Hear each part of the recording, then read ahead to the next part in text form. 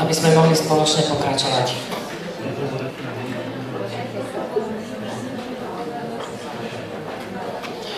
Dúfam, že obednejšia prestávka vám padla vhod a že ste stretli starých známych, s ktorými ste mohli obnoviť kontakt a zároveň ste spoznali určite aj množstvo nových ľudí, s ktorými ste mohli ten nový kontakt nadviazať. Takže poďme pokračovať našim ďalším popoludnejším programom. Ja vás poprosím o pozornosť. Chcem vám predstaviť a zároveň privítať pani Viktóriu Helenbart, ktorá je podpredsedničkou Slovenskej advokátskej komory.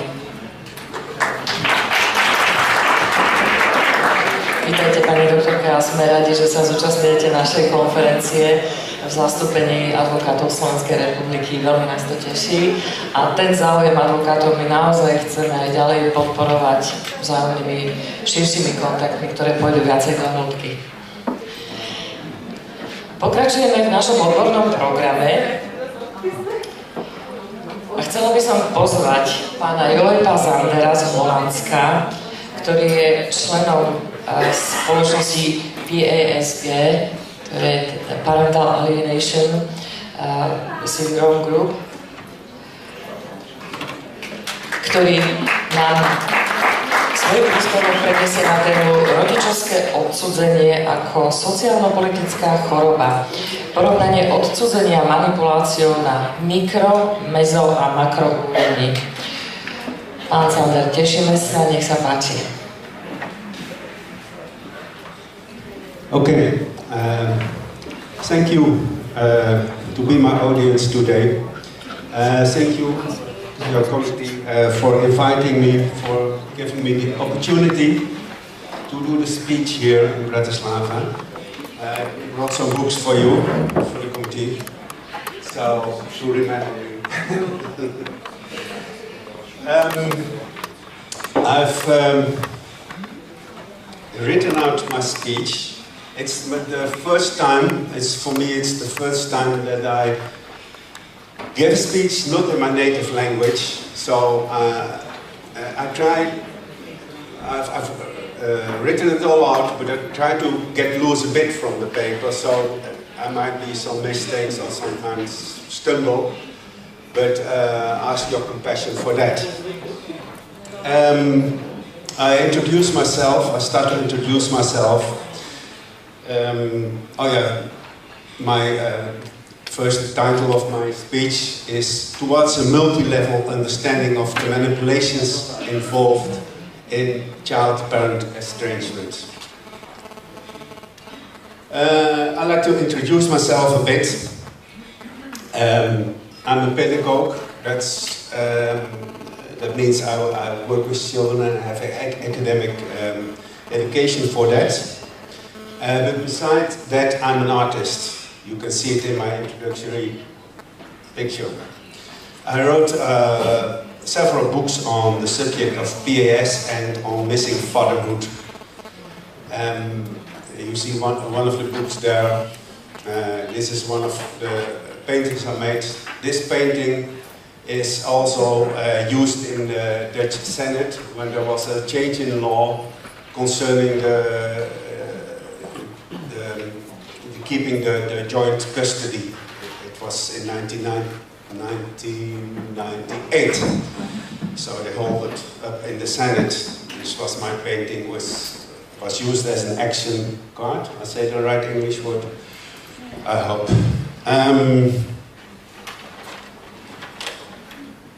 The parental alienation syndrome was I tell you something about Holland as well, about the Netherlands. Parental alienation syndrome was introduced in the Netherlands in 1999 with my first book and a speech of Gardner in Breda, or city of Breda in Holland. So it's already a long time there, and it has some existence in law, in jurisprudence, and it has some existence in school articles. Someone said it might be my Ross period, Picasso period. Well, but well, we go on with this. It's a pity. You see a lot of pictures are made, paintings, in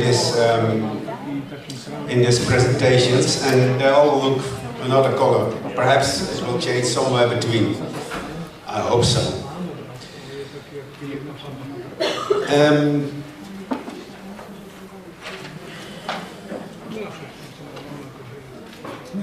So we have had this. What I was telling you, the last thing I was telling you was, I'm a father too, of a daughter and of a son. So, the next one, I prepared something about parental alienation and basics, but as you have heard enough about that from earlier speakers. What you see here is a drawing, and what I will indicate with this drawing is that often you see pictures like this, and it looks like both parents have a quarrel and they're both guilty about that. But if you look better, you see it's one parent that struggles with the child in her hands against the other parent, and that's about what rests from the other parent, mostly the father. He is down just one finger high. He still exists a little bit, and the child, well, you see what it looks like.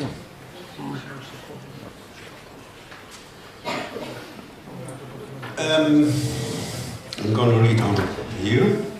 In the speech, I will give an insight in the connections between different levels of manipulation practices that contribute to the pathogeny of PAS. How cognitive dissonance influences the recognition of manipulation practices, and so curation often overrules prevention.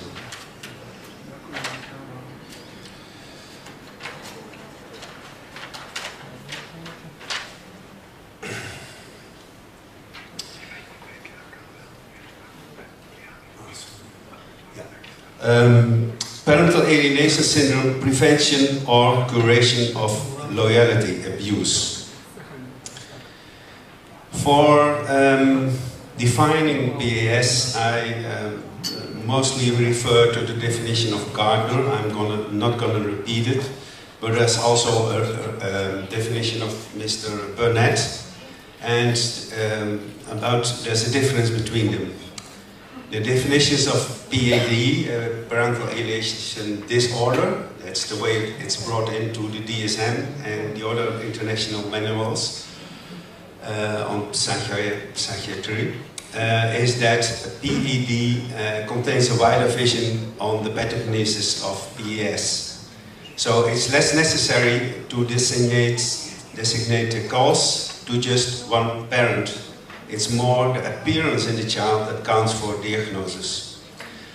So in that way, it gives more room to say more about the social environment as well abusing the child, not only the parent. So that's my main subject for today.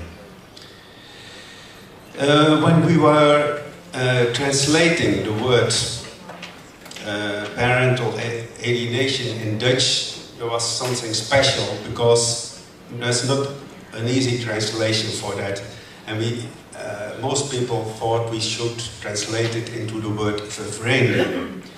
But when you translate that back, you get the word estrangement, and that's a more passive word than alienation is meant to be.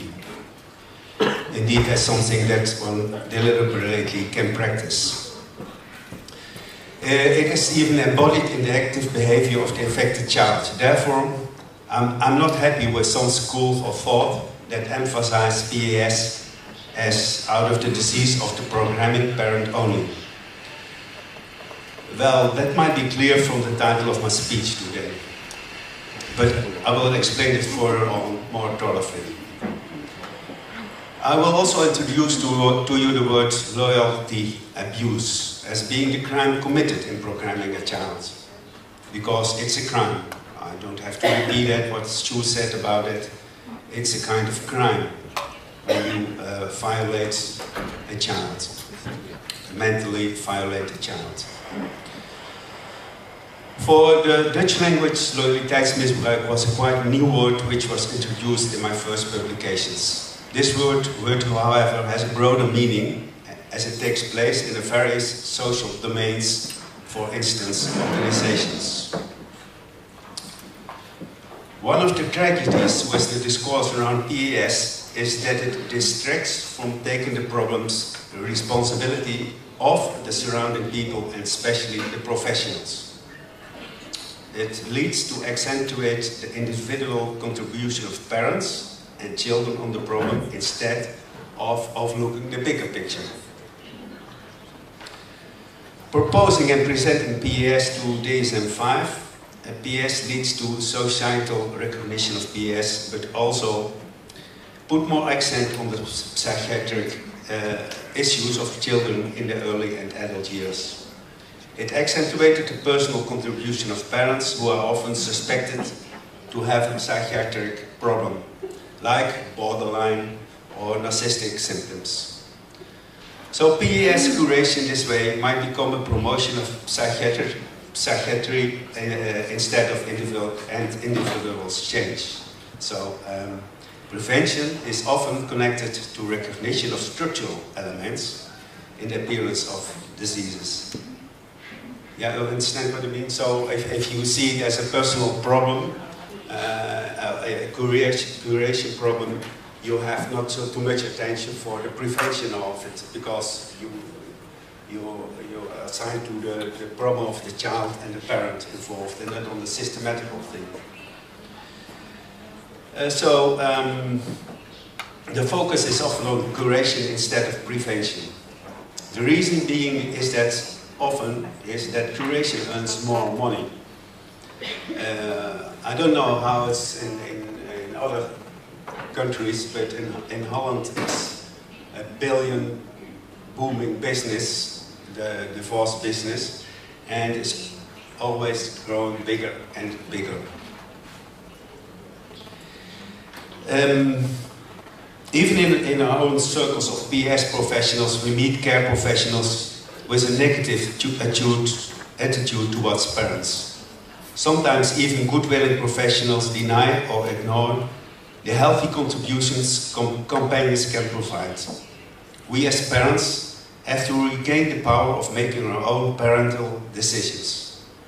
Be taken seriously, so will promote the responsibility of parents and also a critical reflection on the duties and responsibilities of professionals and juridical institutions.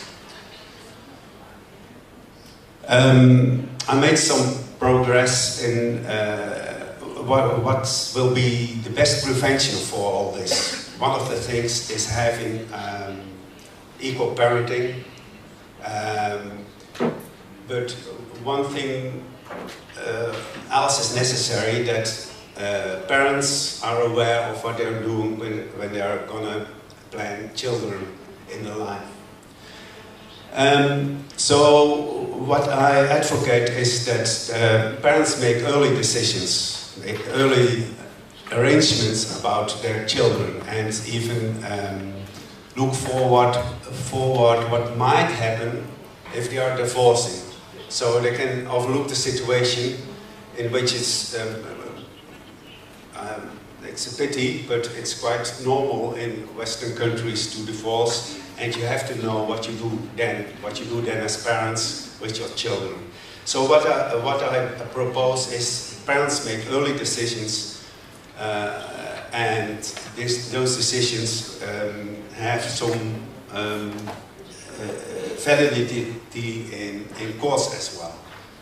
What I did myself before bringing up my second child is even make a kind of ritual of that. So organizing your friends, organizing your family around this situation of a child. And so the arrangements are a bit embodied in a kind of ritual. You can make a kind of, what do you call it, a party from it, you know. And then you can ask your friends and your family even to function like a kind of arbitrary judgment committee, you know, a kind of judgment for yourself, for your own social environment, in case there will be some problems after all. Okay, I go on reading out.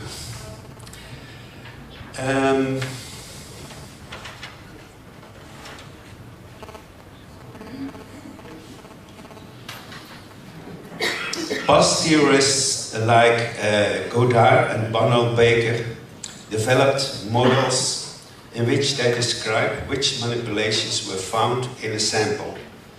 That was Donald and Baker, and in a single case, Godard, it's a French scholar. I want to show how Godard depicts the manipulation mechanisms. That's in here in the scheme. Oh yeah, we have a white screen now, that's great.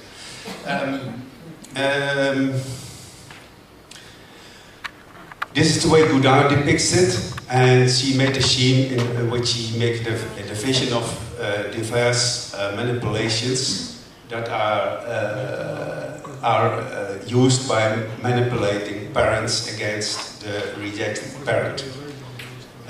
She divides the four: sacrosanctity, group cohesion, propaganda, and negative messages, and all subdivided in all kinds of manipulations like lying, pseudo-neutrality, espionage, reactions, exaggerations.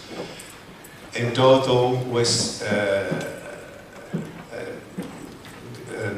leading to revisionism of history and justification of the behavior of the programming parent.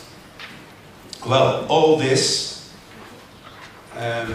is seen in a micro-environment of the single family.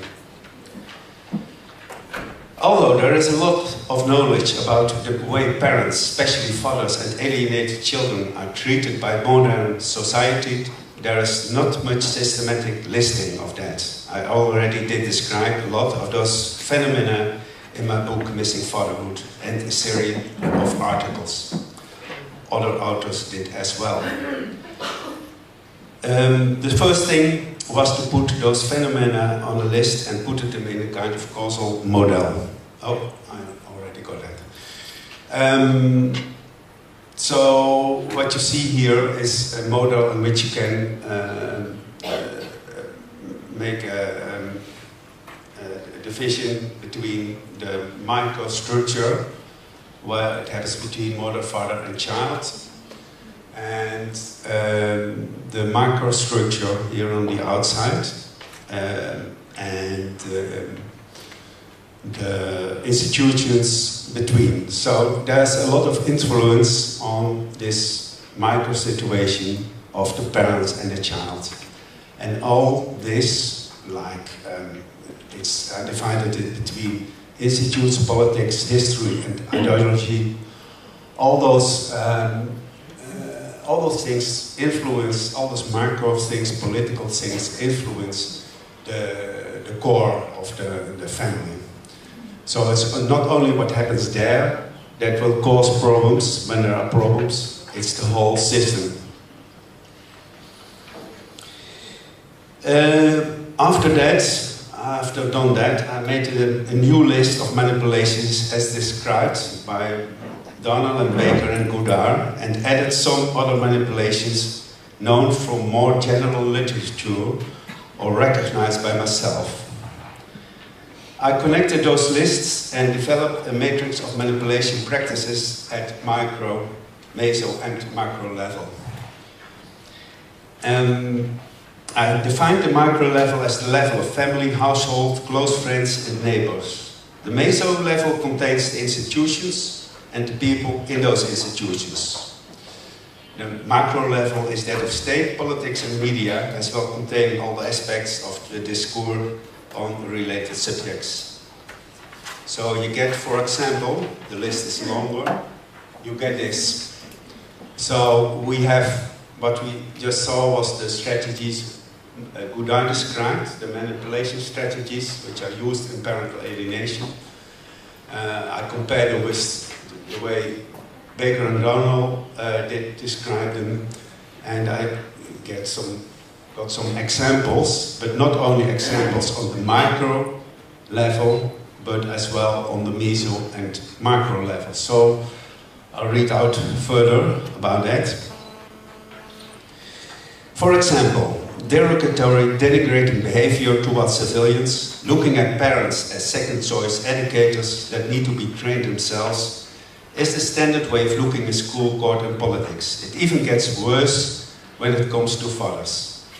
This kind of treatment is totally comparable with the manipulation of bad-mouthing or spreading negative messages, as Godard describes. So that's a thing what not only happens on micro level, but as well on the other levels. Another mechanism is the fait accompli tactic, which is the opposite of the Solomon's verdict based on the biblical story of King Solomon. It's still remaining one of the major instruments of power. Be the first to grasp the children and move away from the other parent.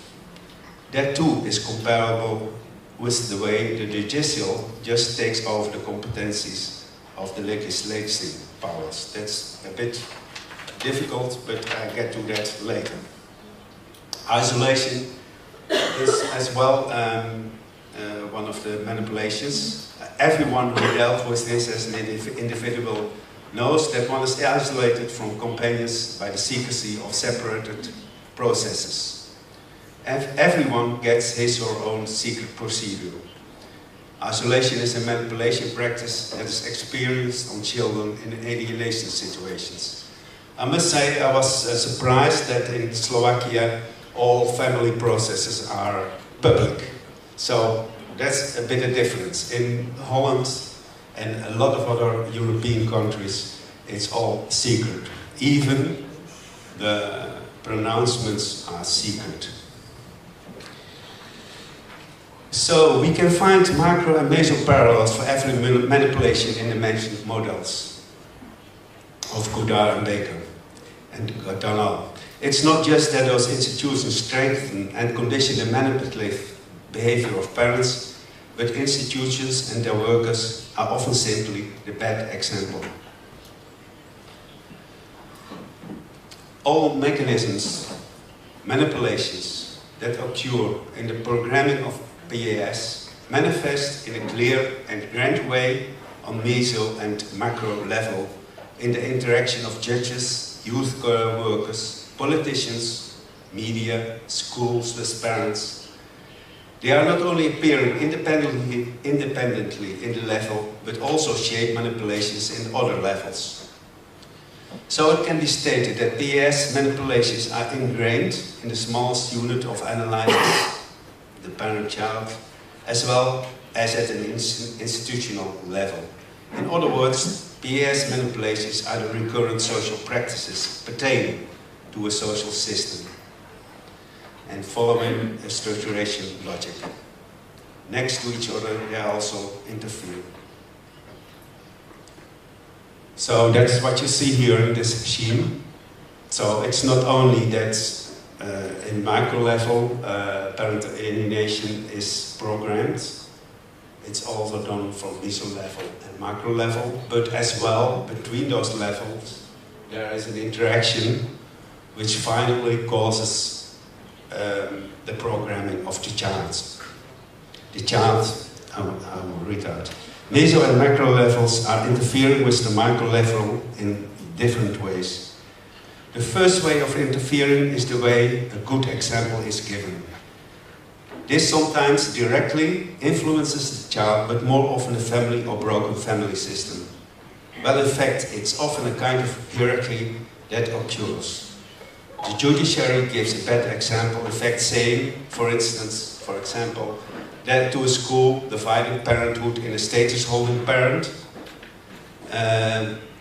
too nicely called the caring parent, because I call a programming parent the caring parent, and the loser often called the non-caring parent, who has to pay for them instead of applying equal parenting as required by the law. That's what they should do, the judges. What happens is that the school, so I moved from micro to meso, is refusing information despite of a Dutch law and a law in a lot of other countries that already since 1995 gives both parents the same rights in the context with the school.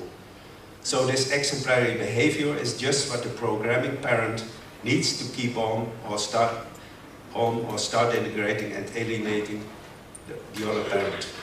This is what other parents at the school experience. This is even creating a school parent group behavior that really excludes the alienated parent out of society.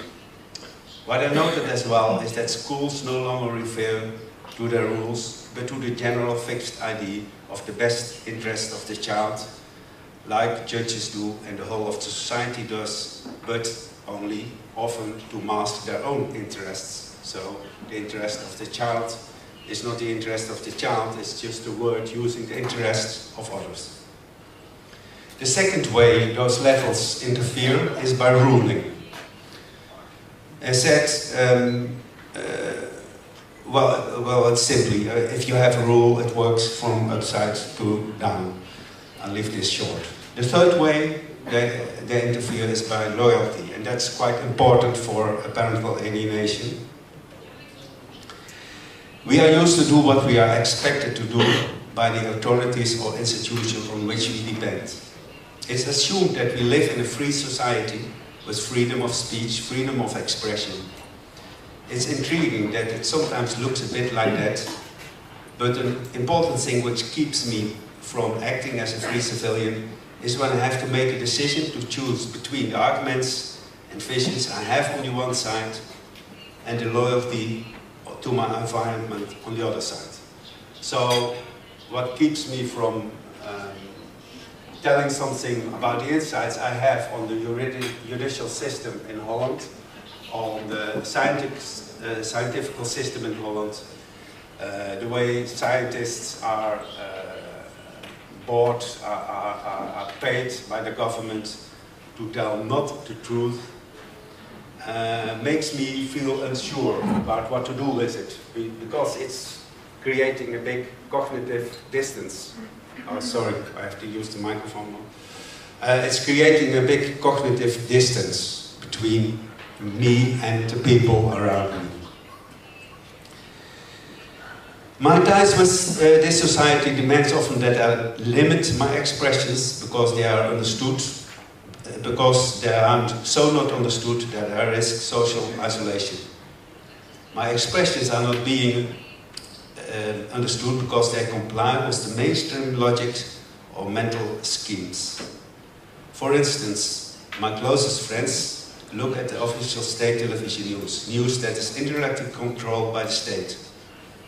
Well, I'm not living in a communist country, but it is like that. News that is indirectly controlled by the state and funded in the Netherlands by taxpayers, but also links to the institutionalized loyalty connections connected to the state. This means that it's through repetition and confirmation that logics are maintained, and thus also why the existence of BAS is so ignored in itself. So I get back to that, the core thing, that's BAS. BAS is so ignored because people don't want to see the problem. The problem is so huge, is so big, that they are not able to understand that it can exist in a free society.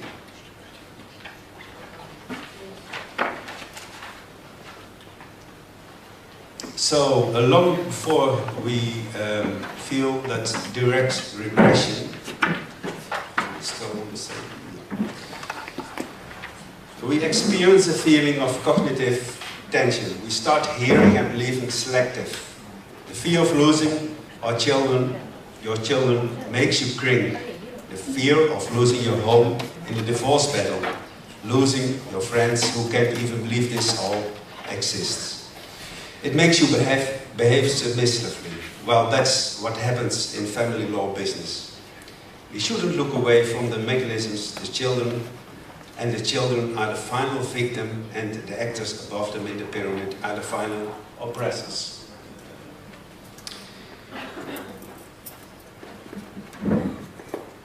Addressing PAS is also addressing cognitive distance. Also,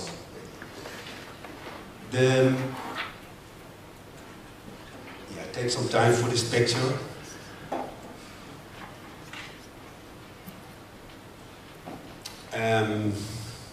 Someone seeing what it might imagine? Yes? Someone says? Cognitive distance.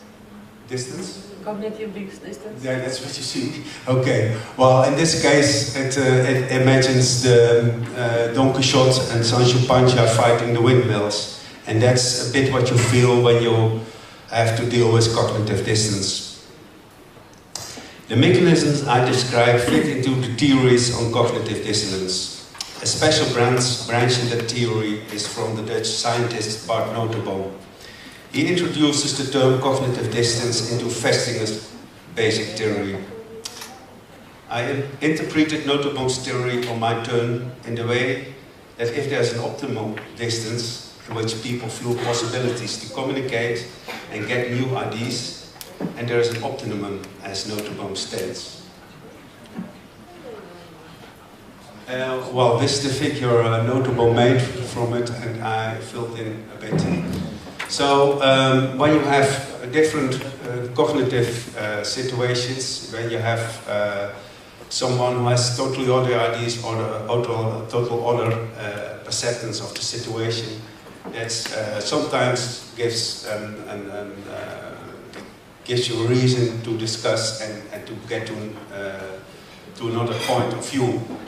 But if what you see here, this is how much you are learning, this is how much cognitive distance there may be between you and another or an ID. If this cognitive distance is huge enough, and then this learning curve shows the possibilities by a certain absorptive capacity. Absorptive capacity will, I mean with that, is that, for instance, a scholar has a higher adaptive absorptive capacity than perhaps someone on the street.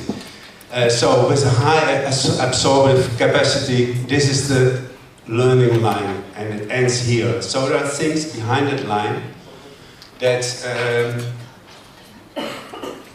cannot be communicated, and they still exist. They look like fake news or fake science, but it's often the other side around.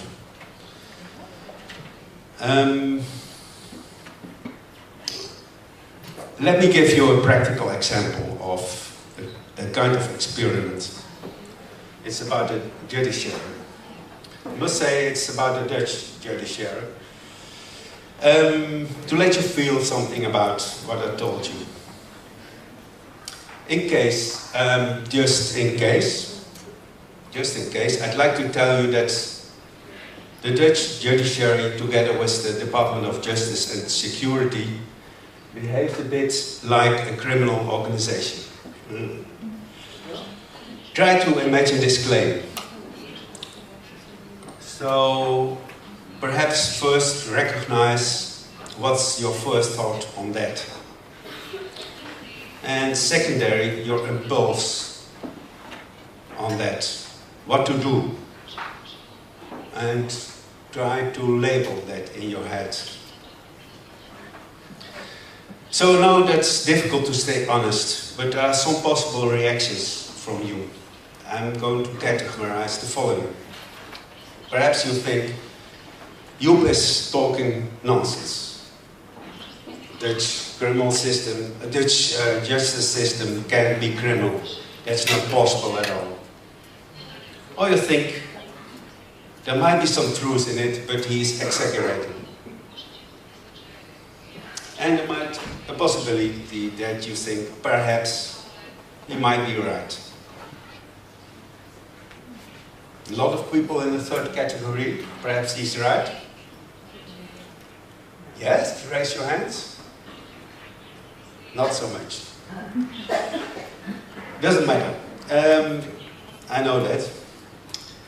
Well, the problem for me, myself, is that I have a strong feeling of cognitive tension on this point as well. I have the feeling I shouldn't tell this kind of inconvenient truth. I have the feeling that I'm embarrassing people and give you an unpleasant feeling, and myself too. So I'm not making that conclusion. I just give you some facts about what's happening in my home country, which is seen as a very neat and example-giving country. I already said that as far as we can unravel it, public sentences in family law in the Netherlands are undersigned under the sentence pronounced publicly. That's said, that's written. An organization called the General Secretary of Judiciary attracts itself hierarchical powers without any legal status. This organization firmly limited the constitutionally obligated public pronouncement of sentences. No sentence on family law in the Netherlands, as far as known, is physically pronounced in an open session of a court, which on itself is not necessary.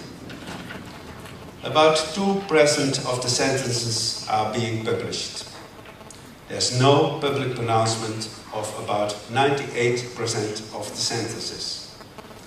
This is already practiced this way during several decades, and the number of sentences involved are millions. All those sentences, I go on. There was an evident just decision of the Court of Arnhem in 1997 to give insights to sentences that was overruled by the aforementioned secretary. Apart from the question what title anyone could have to interfere in the autonomy of the judges and the responsibility of courts to facilitate those judges, even the status of this organ on that moment was quite obscure and sinister. It's still on family law, I have to say that. Considering the checks and balances of the trias politica, it seems quite obvious that it's precisely a task of the civilians to execute some control on the judiciary, as well on the family law judiciary. So there's a power structure, compared with the all-mightness in Godard's regime, assigned to the judiciary institutions without any democratic control. All those non-public pronounced sentences are undersigned as being public pronounced. Members of parliament are feared to intervene. Moreover, some members of parliament are judges themselves in Holland. Considering the checks and balances of the trias politica, it seems quite obvious that it's precisely a task of the civil. Oh, I already said that, sorry. There is a general knowledge of a fear culture on the Dutch Department of Justice that is so deep that civil servants even don't want to speak about this culture of fear. So says the work council of this department. Public and open discussions about these kinds of problems is impossible and encounters fear, even angst. And well, people just don't want to know. So, gets to these sentences are made. If butchers are not inspected, not checked by the inspection service, this is at the expense of meat quality. So the case law too needs external control to deliver quality justice. This control, which in accordance with the principles of trias politicas can only be conducted by citizens, is now made impossible by the lack of statutory disclosure. Laws on the rights to visitation, joint custody and equal parenting that exist in Holland, that all exist, are not executed by the judiciary without citizens being able to perceive that well. Moreover, by virtue of the judiciary, systematically, under almost all family pronouncements, lies a lie which conceals the non-transparency itself. As a result, the most vulnerable citizens, children in the crush, are damaged, just like public health is damaged by spoiled meat in the case of the butchers.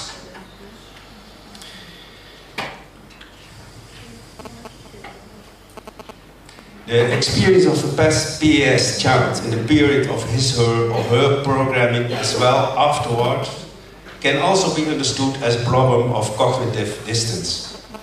So the recognition of PES often experienced as a counterintuitive and therefore bearing aspects of cognitive distance.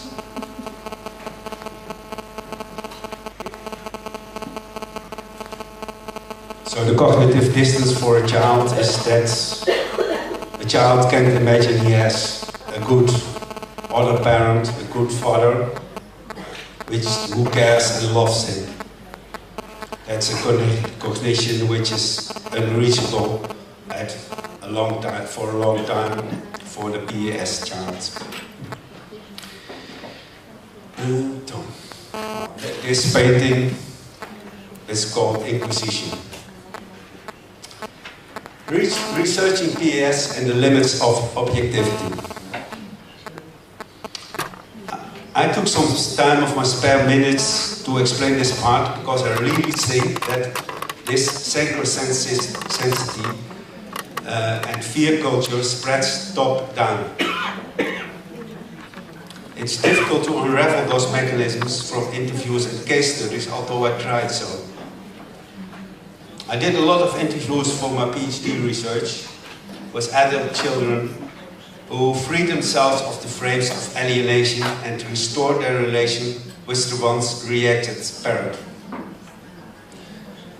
They often can describe their experiences in terms that match those of Godard and Baker-Danal, but seldom on meso or macro level. I also made a lot of interviews for my book Missing Fatherhood with fathers who were often able to address meso mechanisms, but quite seldom manifestations that we can connect with those mechanisms. But I must say, I feel a bit pity not being able to do this without clear case material that addresses effects of two causes.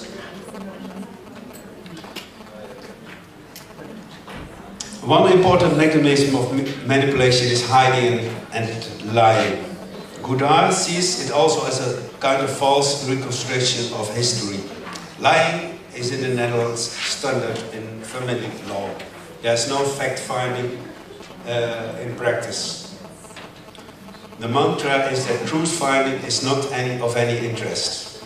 This mantra was officially announced as a standard in September 1995 by the Department of Justice, and in 2014 was replaced by law in which truth-finding is an obligation. But hiding history and truth is still common practice, and thus a driver of manipulation practices. In every sentence, judges falsely state that a sentence is publicly announced. And this lack of transparency is a bad example as well for others, for the people involved. It's recognized that alienated children lose memory, are not able to distinguish between reality and delusion, and get so far that it grows to an important phenomenon of psychiatric disease. A lot of therapeutic institutions are totally false in missing the punchline. Even parents' organizations reproduce a miserable way of writing history. So what I say, when history is an important thing, when truth is an important thing for children to have, to see what is truth, to make, to separate truth from delusion. We should do the same in society.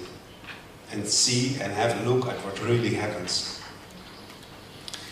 I wouldn't be able to really understand the mechanisms had I not been going through a process of 25 years of deep involvement into this matter. So I am a part of this history, which one will urge us to forget. I'm a survivor, in the words of Joep. For instance, I've got this one. There it is. For instance, I found that there were things like forms of courts that pre-sentenced. Look at this. Pre-sentenced is a court form, yeah? It's saying in Dutch, decision in 14 days. Custody, the mother. You see, secondary custody, that's nothing. That's absolutely nothing. The father. You see, this is pre-printed. You see, this was added to it in this case. It was a case in which I was a kind of lawyer. I represented the father, and that's why I got this form at all. If there had been a lawyer having this form from a court, he would not have told it to other people, because it was really dangerous to bring that out. But it really exists in Holland.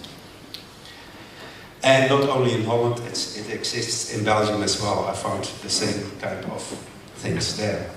So I'm going to the conclusion.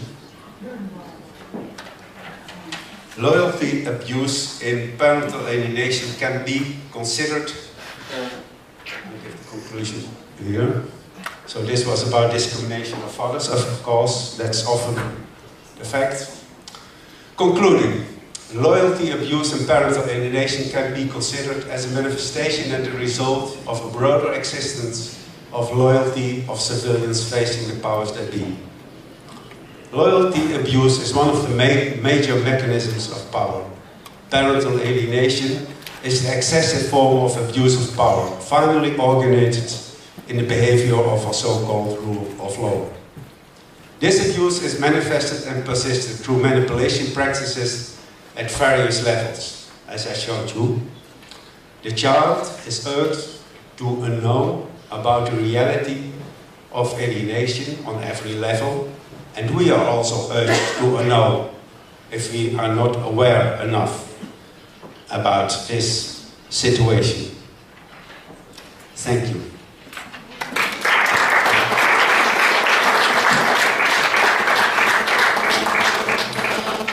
Ďakujem pekne doktorovi Joepovi Zanderovi za jeho príspevok a ak máte otázky na speakera, nech sa páči, pýtajte sa.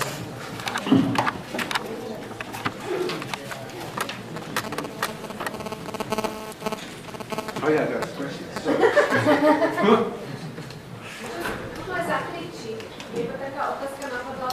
Nepočujú tlmočníci. Ďakujeme pekne za ochotu, ale pokiaľ vás počujeme, my nepočujú vás tlmočníci, aby mohli preložiť, tak poprosím vás do mikrofónu. Ďakujem. Yes. Dobrý deň. Prepačte, že tu tak pobehujem len celý fotky, tak sa ospravedlňujem. Chcel som sa spýtať, keď ste vravili, že o tých krajinách dvoch, ktorých to sledujete, tak mi napadlo, že existuje na svete krajina, viete o takej, kde toto nie je, alebo kde je to v najmenšej miere táto nespravodlivosť, táto diskriminácia tých otcov, kde by sme možno mohli sa ich spýtať, prečo, ako to robia? Viete niektorí o takej krajine, kde to je inak? Island, tam som bola, no tam je malo ľudí. No. I'm afraid to say, well, there are different kinds of sorry? Islamic countries. Yeah, okay. I'll get into that. I had it in mind. I give an answer myself, yeah? So discrimination of fathers is not an easy subject, you know, because I think women have been discriminated for centuries. Women have been discriminated for centuries. I forgot to make a microphone. And so often it's thought that the discrimination of fathers that can't exist, because that are men and the women are discriminated, so the man can't be discriminated. But it's a really difficult situation, and I think men as being fathers are discriminated. That's true. Sometimes even in other subjects, but that's not the subject of this afternoon. I think it's worldwide, but the way the suppression of fathers works is in the Western countries is very different from other countries. And in the Western country, it's being very apparent. The discrimination comes up with these forms I've shown to you. In other countries, often they have other roles. The men have other roles, very traditional roles, and they are important for children as well. But the division of labor, the division of labor at home, labor, external labor, is others than in the Western countries. And the Western countries make this kind of discrimination visible. So when you want to have a relation with your child, you have to be something special to get it arranged, an autonomous relation with your child. When I start bringing a child, it was not normal to ride with your child in a, how you call it? Child... Stroller. Yeah. What's it? Stroller? Stroller? Okay, stroller. I didn't know. So I was really looked at what's that man doing, and that's changed. In a lot of Western countries that changed. But I myself think, well, okay, men have something that is still going on, caring and bringing up children, even when they're discriminated this hard way that they are discriminated in the Western countries. You understand what I mean? Is that about the answer? So I think it's worldwide, father's discrimination, but the appearance is different. Yes? But I was, oh yeah. Is it okay? Is it an answer? Okay. Next question, perhaps? Oh yeah, the Nordic countries. You said something about the Nordic countries. Yeah, okay. That's the thing about parental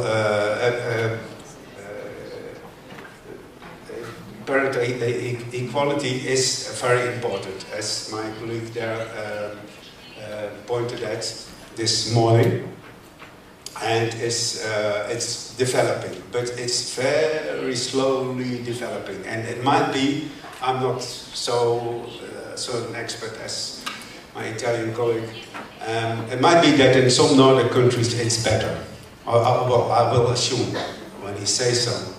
And that's giving some hope, I must say. But what I see in Holland, we have a law on equal parenting. We have that law. I myself wrote a text for that law into the Dutch parliament. But it's not practice. It's not practice. It's just the law, and the judges are not interested in doing that. And what they really do is that they keep the fighting going on. Because when you have a law on equal parenting and you're not practicing it as a judge, you're not saying both parents should divide equal or something like that, the care, when you're not saying that, you create fight. Because, well, all those fathers say, well, we have that right for equal parenting. I'm not going home, I'm going on to the judge, to the European Parliament, they say often. So, what you have with such a thing, a theoretical equal parenting and a practicing the opposite, is that you create a lot of struggle. And that's really scary, because that's already for decades. And that's why I pointed so much at the judiciary, and the failing of the judiciary in Holland, at least, and a lot of other countries. Because we have the laws, as people or legislators in the parliament make laws for behaving in family law procedures. And the laws are just not done. It's not what the judges do. They decide in every case. You don't by chance, you know. One time that way, the other time that way. You don't know. You can go on. Perhaps sometimes far away you get your rights as a parent. So that keeps on the fighting. We shouldn't do that. Equal parenting should be really the base, and absolutely the base. Parents should make an arrangement on that. We know how to behave. We know how the judges should behave. Okay, so I hope the northern countries will give a good example. Okay, I've said enough, I think. Sorry.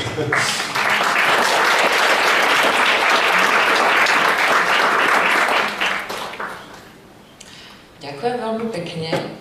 Pán Joep Zander, člen Parental Alienation Study Group, priniesol takisto zaujímavé pohľady a možno až provokujúce niektoré také vyzývavé názory alebo jednoznačne formulované stanoviská, ktoré určite pomôžu rozhýbať aj diskuziu medzi vami, odborníkmi, a rozhodne prispejú k tomu, aby tie rôzne názory na povedzme striedavú starostlivosť a súvisiace témy boli nerovnaké, ale naozaj viedli ku otvorenej diskuzii.